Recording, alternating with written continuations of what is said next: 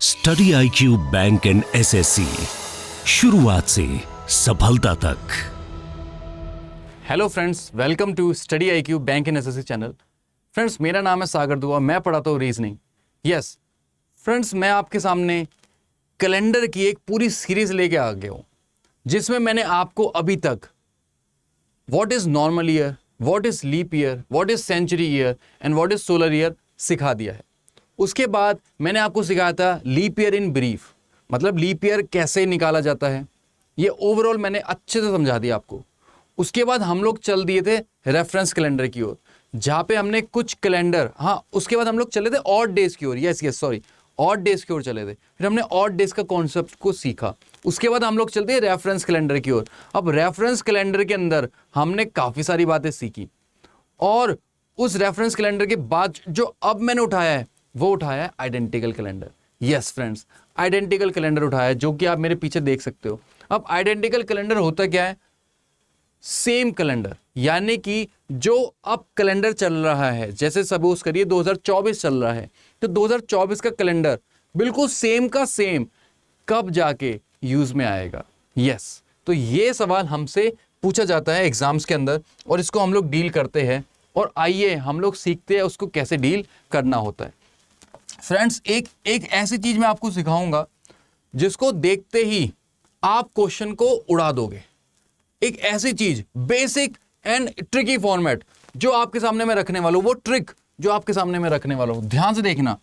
Friends, कोई भी year दे रखा हो, कोई भी ईयर एग्जामिनर ने लेट से आपके सामने रखा है 1990 आपके सामने रखा है। फ्रेंड्स, समझ से जाना सभी लोग, 1990 आपके सामने रखा है। ये जो 90 रखा है ना, ये जो 90 रखा है, इस 90 को आप जब डिवाइड करवाएंगे, जब आप 4 से डिवाइड कराएंगे, आप तभी तो पहचान पाएंगे कि ये लीप ईयर है या नहीं लीप ईयर है। जब आप इसको काटेंगे तो ये बनेगा 4 2 जा 8, और 4 2 जा 8, यहाँ पे बचेगा रिमाइंडर 2।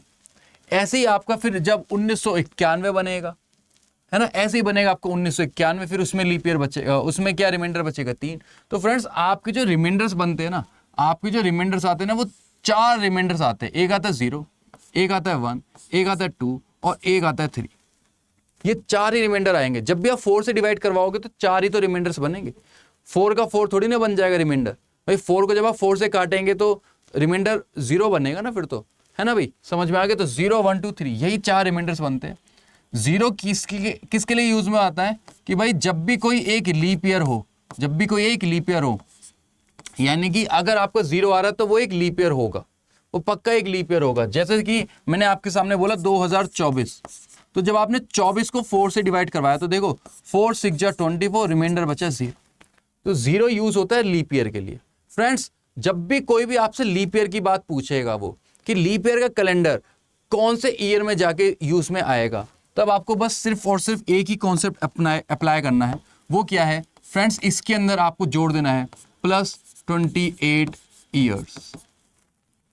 यानी कि अगर आपके सामने 2024 आ गया, मैंने आपके सामने देखो खुल के बता दिया 1 मिनट से पहले कि अगर आपके सामने 2024 आ गया तो इसमें प्लस करवाएंगे 28, और अपना आंसर बन जाएगा 2000 और कितना बन जाएगा 52। यानी कि सर 2024 का कैलेंडर बिल्कुल सेम का सेम 2052 में यूज में आएगा। फ्रेंड्स, उम्मीद करता हूं सारी बात समझ में आ गई है। +28 ईयर्स। अब अगर बाय चांस आपका रिमाइंडर 1 बचता है, तब आपको क्या ऐड करना है? +6 ईयर्स। क्या ऐड करना है? +6 ईयर्स। ठीक है फ्रेंड्स, अगर आपका रिमाइंडर 2 बचता है और आपका रिमाइंडर 3 बचता है, तब आपको क्या ऐड करना है? +11 ईयर्स। +11 ईयर्स। जिस बच्चे ने ये चीज पढ़ ली, जिस बच्चे ने ये चीज बस याद रख ली, उसका आइडेंटिकल कैलेंडर कभी गलत नहीं हो सकता, कभी भी गलत नहीं हो सकता। फ्रेंड्स, एक और चीजें मैं आपके सामने रखना चाहूंगा नोट करके, वो आप नोट करके भी लिख सकते हैं। वो नोट करके मैं क्या रखना चाहता हूं, वो year, the year that the year which is just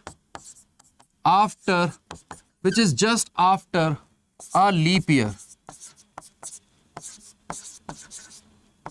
ठीक है, the year which is just after a leap year, यानी कि कोई सा भी ईयर जो कि तुरंत बाद हो, just after a leap year, उस केस में आपको हमेशा ध्यान रखना है सिर्फ और सिर्फ +6 करवाना है, दैट्स इट, +6 करवाना है, दैट्स इट। यानी कि अगर आपको मैंने क्या दिया है, ठीक है, अगर आपको सपोज करो मैंने 2020 क्या होता है, 2020 एक लीप ईयर होता है, 2020 एक लीप ईयर होता है। 2021 की बात मैं आपसे पूछ रहा हूं, मैं आपसे बस ये पूछ रहा हूं कि बताइए 2021 की बात मैं आपसे पूछ रहा हूं कि 2021 का कैलेंडर कौन से ईयर में जाके रिपीट होगा। तो ध्यान रखना 2020 एक लीप ईयर है, 2020 एक लीप ईयर है, और लीप ईयर के तुरंत अगला वाला जो ईयर होता है ना, उसमें सिंपल सा एक कॉन्सेप्ट अप्लाई कर दीजिए, वो क्या है, +6 ईयर्स करवा दीजिए, तो अपना आंसर आ जाएगा 2027। यानी कि सर जो आपका कैलेंडर है ना, जो आपका कैलेंडर है 2021 का, वो सेम का सेम 2027 में एज इट इज बन जाएगा, यानी कि फिर से इस्तेमाल में आ जाएगा अभी 6 साल बाद। और यहां पे भी मैंने देखो लिखा हुआ था लीप ईयर है 0, है ना, उसके अगले वाले में हमने +6 करना था। तो आप इसको याद रख लीजिए, या फिर ये और ज्यादा इजी है कि जो ईयर जस्ट आफ्टर होता है लीप ईयर के बाद, उसमें +6 करवाना होता है, दैट्स इट। ओके, और जो बाकी के बचते हैं उसमें +11 करवाना होता है, और जो लीप ईयर है उसमें तो +28 करवाना होता है। फ्रेंड्स इतनी बातें समझ में आ गई। तो देख लो यार, 1990 का मैंने आपसे पूछा था, 1990 का मैंने आपसे पूछा था, तो आपने इसका हिसाब किताब निकाला और आपने बोला सर इसका जो रिमाइंडर बचता है, इसका जो रिमाइंडर बचता है वो बचता है सर 2, वो रिमाइंडर बचता है 2। अब फ्रेंड्स अगर 2 रिमाइंडर बचता है, अगर 2 रिमाइंडर बचता है, तो फिर आपको करना क्या था, आपको 1990 में क्या चीज जोड़नी थी, 2 के लिए क्या होता है जोड़ना, क्या होता है 11 जोड़ना होता है। तो सर 1990 का जो कैलेंडर है वो हमारा यूज में आएगा 2001 में अपना इस्तेमाल में आ जाएगा, बिल्कुल सेम का सेम कैलेंडर। समझ में आ गया, समझ में आ गया हर एक स्टूडेंट को। चलिए फ्रेंड्स, सिमिलरली मैंने आपसे एक और सवाल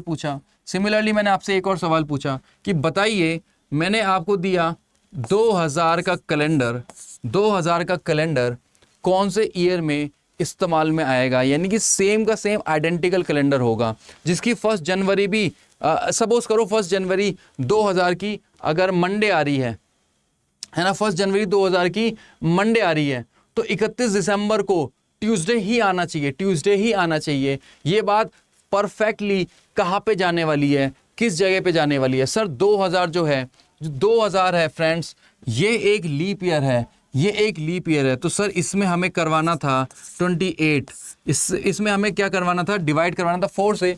समझ में आ गया ना, ये एक लीप ईयर है, और लीप ईयर के लिए आपको सिर्फ और सिर्फ 28 जोड़ना होता है, यानी कि सर सेम का सेम कैलेंडर 2028 में इस्तेमाल में आएगा, बिल्कुल सेम का सेम कैलेंडर 2028 में इस्तेमाल में आएगा। जी हाँ फ्रेंड्स, उम्मीद करता हूं ये सारी बातें आपको समझ में आ गई है।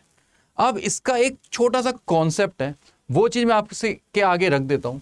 वो छोटा सा कॉन्सेप्ट क्या है, सपोज करिए बस जो बच्चा अटकता है ना, वो एक ही जगह पर अटकता है, वो उस चीज को मैं आपके सामने रख देता हूं। सपोज ये मैंने आपके सामने रखा 1997।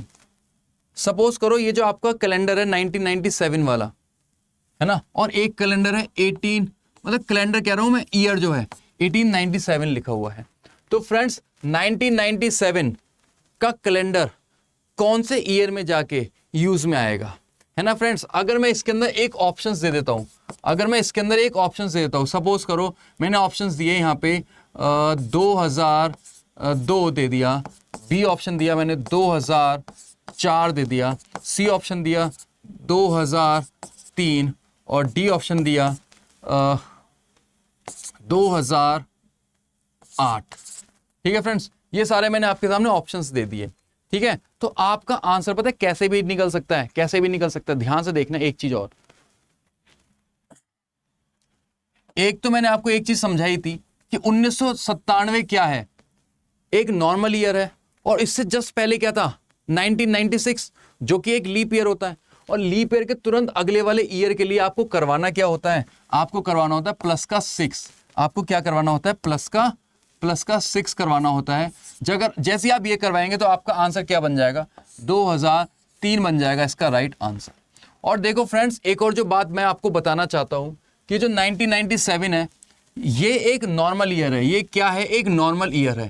अगर फ्रेंड्स ये एक नॉर्मल ईयर है तो इसका जो 1 जनवरी होगा, इसका जो 1 जनवरी होगा और 31 जनवरी और 31 दिसंबर, अगर सपोज यहाँ पे मंडे है और यहाँ पे भी मंडे है, ये तो ऐसे ही रहता है ना। फर्स्ट जो भी नॉर्मल ईयर का 1 जनवरी होता है तो वही सेम का सेम डे 31 दिसंबर को होता है। ये बात पता है ना आपको, सेम अगर नॉर्मल ईयर का कैलेंडर है तो, ठीक है। तो अगर यहाँ पे ये चीज नॉर्मल ईयर की ऊपर बात कर रहे हैं तो यार इसका सेम का सेम कैलेंडर भी तो नॉर्मल ईयर के अंदर ही जाएगा, इसका सेम का सेम कैलेंडर भी तो नॉर्मल ईयर में ही जाएगा, है ना भाई। अब ये थोड़ी ना कि इसके अंदर ये 2008 तो एक लीप ईयर है, ये तो एक लीप ईयर है, तो ये तो पहले ही गलत हो गया, क्योंकि सर इसकी जो फरवरी आई होगी वो 28 फरवरी होगी, 28 के बाद तो सीधा 1 मार्च आ जाएगा, और यहाँ पे 28 के बाद 29 फरवरी आ जाएगी। तो फ्रेंड्स इसीलिए ये और ये आइडेंटिकल कैलेंडर नहीं बन सकते कभी भी। जो लीप ईयर वाले होते हैं ना वो तो कभी भी सेम के सेम बन ही नहीं सकते, मतलब नॉर्मल ईयर से लीप ईयर वाला सेम आइडेंटिकल कैलेंडर नहीं हो सकता। लेकिन हाँ ऐसा जरूर हो सकता है कि अगर 1 जनवरी को अगर यहाँ पे मंडे पड़ रहा था तो हो सकता है कि 5 साल बाद मतलब किसी कैलेंडर में, जनरली ऑड ईयर्स उसमें होता है ये तुम्हारा जो 11 साल का गैप होता है ना, 11 साल का गैप जिनमें होता है उसमें क्या हो जाता है, 5 साल बाद भी एक लीप ईयर बन जाता है, वो सेम का सेम मंडे का मंडे आ जाता है ना, मंडे का मंडे आ जाता है जब 5 साल का गैप होता है, जनरली हो जाता है। जिसमें जैसे मैंने आपको बताया था कि अगर मैंने यहाँ पे सपोज करो 98 दे देता, 98 देता है यहाँ पे, तो आप सभी को पता है अगर मैंने आपको दिया 1998 तो ये जब आप 4 से काटेंगे तो रिमाइंडर आपको 2 बचेगा। और 2 के लिए मैंने आपको क्या बताया था, कि आपको सिर्फ और सिर्फ 11 ऐड करवाना है। जैसे आप 11 ऐड करवाएंगे तो ये बन जाएगा 9 और ये बन जाएगा सर 2009 बन जाएगा। लेकिन जरूरी नहीं है कि 2009 में ही आपका मंडे आएगा, उससे पहले भी मंडे आ सकता है, लेकिन वो 2000 वो किसी लीप ईयर में आ रहा होगा जिसकी वजह से आप उसको यूज में नहीं ले पाएंगे, फ्रेंड्स इतनी बात समझ में आ गई। यानी कि बस मैं आपको यही बताना चाहता हूँ अगर ये नॉर्मल ईयर है तो ये नॉर्मल ईयर ही आइडेंटिकल बन सकते हैं, नॉर्मल से लीप ईयर वाला आइडेंटिकल नहीं बन सकता। बस ये बात मैं आपको समझाना चाह रहा हूँ। और यहाँ पे आप जरा ध्यान से देखना 1897 है। अब आप कहेंगे सर इसको भी जब आप डिवाइड करवाएंगे, तो ध्यान से देख लेना फ्रेंड्स, इसके अंदर का जो कॉन्सेप्ट है ना, जो कॉन्सेप्ट है वो थोड़ा अलग हो जाता है, अगर मैंने आपको यहाँ पे ऑप्शंस दिए, क्या क्या, सपोज करो A option, B option, C option और डी ऑप्शन दिए मैंने आपको कि क्या क्या सेम कैलेंडर कहाँ पे आ सकता है, ये है ना सेम ईयर का कैलेंडर। तो आपके सामने मैंने रखा 1904, है ना, और मैंने आपके सामने रखा 1903 और मैंने आपके सामने रखा 1909 और रखा 1912। फ्रेंड्स एक बात तो ध्यान से सुन लेना आप सभी कि यार फ्रेंड्स ये तो हो ही नहीं सकता, क्योंकि 1904 तो एक लीप ईयर है और ये एक नॉर्मल ईयर है, तो ये तो हो नहीं सकता। 12 भी एक लीप ईयर है, ये भी नहीं हो सकता। अब इन दोनों में से एक आंसर है। लेकिन आप सोचेंगे कि सर 97 को आप डिवाइड करवाइए 4 से, तो आपने बोला था कि ये एक क्या बनेगा, यहाँ पे रिमाइंडर बचेगा 1, अब आपने बोला था कि 1 में जब भी रिमाइंडर 1 आता है तो आपको 6 साल जोड़ देने हैं। आपने यही बोला ना कि जब भी 1 रिमाइंडर बचता है तो उसमें प्लस 6 साल जोड़ दीजिए। जब आप 6 साल जोड़ेंगे तो ये बन जाएगा 1903। लेकिन फ्रेंड्स ये आपका आंसर नहीं है, इसका आंसर है 1909। अब ये आंसर क्यों है? 1997 में हमने 12 साल जोड़े तब जाके ये 1909 आया। फ्रेंड्स ऐसा क्यों पॉसिबल हुआ? फ्रेंड्स इसके लिए आपको बस सिंपल सा एक कॉन्सेप्ट समझना होता है, क्योंकि यहां पे जो फ्रेंड्स बना है ना, कैसे बना है वो ये चीज ध्यान से देख लेना। देखो जब आप यहां से आगे की तरफ जा रहे थे, जब आप 1997 से आप आगे की तरफ जा रहे थे, यानी कि 2000 पे जब आप पहुंचे, तो ये एक 2000 क्या था, एक लीप ईयर था। और आप सभी लोग जानते हैं हर 4 साल बाद एक लीप ईयर आता है। तो ये वाला कॉन्सेप्ट जो +6 वाला मैंने आपको कॉन्सेप्ट सिखाया ना, वो तब एप्लीकेबल जा रहा है जब हर 4 साल बाद लीप ईयर आ रहा है। तब ये बिल्कुल सही एप्लीकेबल हो जाएगा। लेकिन फ्रेंड्स जब आप यहां से 1897 से जब आप आगे बढ़ेंगे तो फिर आप पहले 1900 पे पहुंचेंगे। अब आप सोचेंगे 1900 तो एक लीप ईयर है, पर फ्रेंड्स 1900 एक लीप ईयर नहीं होता। 1900 एक सेंचुरी ईयर है, जो कि एक नॉर्मल सेंचुरी ईयर है, इसलिए 1900 एक लीप ईयर नहीं है। तो यहां पे जब आपका लीप ईयर बना था ना, 1896 में लीप ईयर था ये, लेकिन उसके 4 साल बाद यहां पे 1900 में लीप ईयर बन नहीं पाया, यहां पे लीप ईयर नहीं बन पाया, इसलिए +6 वाला कॉन्सेप्ट यहां पे नहीं चला। लेकिन यहां पे जब ये 1996 तो एक लीप ईयर था, उसके 4 साल बाद यहां पे तो लीप ईयर आ गया, तो इसलिए यहां पे +6 वाला कॉन्सेप्ट बिल्कुल सही एप्लीकेबल हो जाते हैं। तो मैंने आपको क्या बताया था, अगर लीप ईयर के तुरंत अगले वाला साल हो ना तो +6 करवाना होता है। लेकिन ध्यान से देख लेना, 1897 में आपको यहां पे क्या करना था, आपको यहां पे क्या करवाना था फ्रेंड्स, यहां पे करवाना था +12 करवाना था, जिससे कि आपका आंसर बन जाएगा ये 1909। सिमिलरली अगर मैंने आपसे एक और सवाल पूछ लिया और मैंने बोला बताइए 1797 दे दिया, 1797 दे दिया और आपसे बोला अब आंसर बताना है आपको, तो मेरे हिसाब से अगर आप ये चीज को समझ पाए हैं कि लीप ईयर के अंदर हर बार 4 साल का गैप होता है, लेकिन कभी कभार 8 साल का गैप भी आ जाता है। तो 8 साल का गैप कब आता है, जब बीच में से एक ऐसा सेंचुरी ईयर निकल के जाता है जो कि एक लीप ईयर नहीं होता। तो 1797 से जब आप आगे बढ़ रहे हैं तो कौन से ईयर में जाके आपका सेम का सेम कैलेंडर होगा, ये मैंने आपके सामने ऑप्शंस रखे हैं और आप लोग मेरे को आंसर कमेंट्स में देंगे कि क्या आंसर आपके बनने वाले हैं। ठीक है फ्रेंड्स, 1800 देखो मैंने आपके सामने हर एक चीज मैंने आपके सामने रख दी है और आपको बस ये बताना है कि कौन सा आंसर आपका सही बनने वाला है।